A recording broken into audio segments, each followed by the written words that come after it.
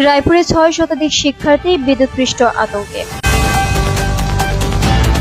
লক্ষ্মীপুরের রায়পুর উপজেলার উত্তর চরবংশী ইউনিয়নের সিকদারকান্দি আদর্শ স্কুলে বিদ্যুতের ঝুঁকিতে শিক্ষা কার্যক্রম চলছে। প্রথম থেকে দশম শ্রেণী পর্যন্ত প্রায় ৬ শতাধিক শিক্ষার্থী ও ২০ জন শিক্ষক প্রতিদিনই আতঙ্কে ক্লাস করছেন। জানা যায়, সম্প্রতি এক ব্যক্তি ও এক শিক্ষার্থী বিদ্যুৎস্পৃষ্ট হয়েছেন। টানা বৃষ্টিতে বৈদ্যুতিক খুঁটির গোড়া নরম হয়ে হেলে পড়ায় তার ছিঁড়ে পড়ে বিদ্যালয়ের উপর ঝুঁকি তৈরি করেছে। অভিভাবক ও শিক্ষকরা দ্রুত খুঁটি অপসারণ ও সংস্কারের দাবি জানিয়েছেন। কিন্তু আমরা করি না, এখানে প্রত্যেকভাবে আগুন ধরে। এই যে কারেন্টের খুঁটি জ্বলে গেছে, এমনকি এই জায়গায় এই পিলারের কাজটা করতে এই পিলারের সাথে তারের সাথে প্রায় 2 মিনিট ছিল, তারপরে চালে পড়ছে, চাল থেকে নিচে পড়ছে।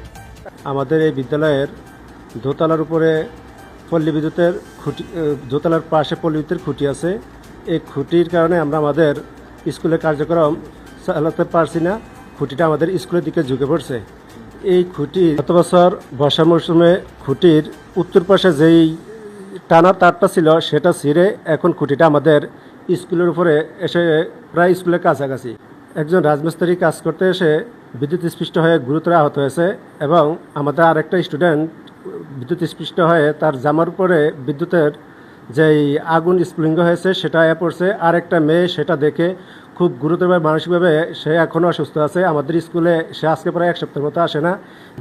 এভাবে আমরা প্রতিনিয়ত এই 20 জন শিক্ষক আতঙ্কে থাকি এবং আমাদের স্কুলে প্রায় 600 জন স্টুডেন্ট আছে। তারা প্রত্যেকের জন্য সবসময় আতঙ্কে থাকে।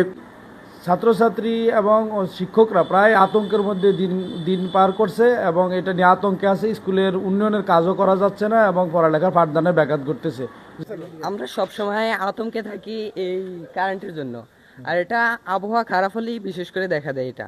আর এ কারণে কিছুদিন আগে যে মাইনস্টাইল কলেজে যে সমস্যা হয়েছে, এর থেকে ভয়ানক সমস্যা হতে পারতো আমাদের স্কুলে। এই সিকদারকান্দি আদর্শ স্কুলটি 2010 সাল থেকে সুনামের সহিত এবং ভালো পাঠদানের মাধ্যমে অত্র এলাকাতে একটা স্বনামধন্য প্রতিষ্ঠানে পরিচিত।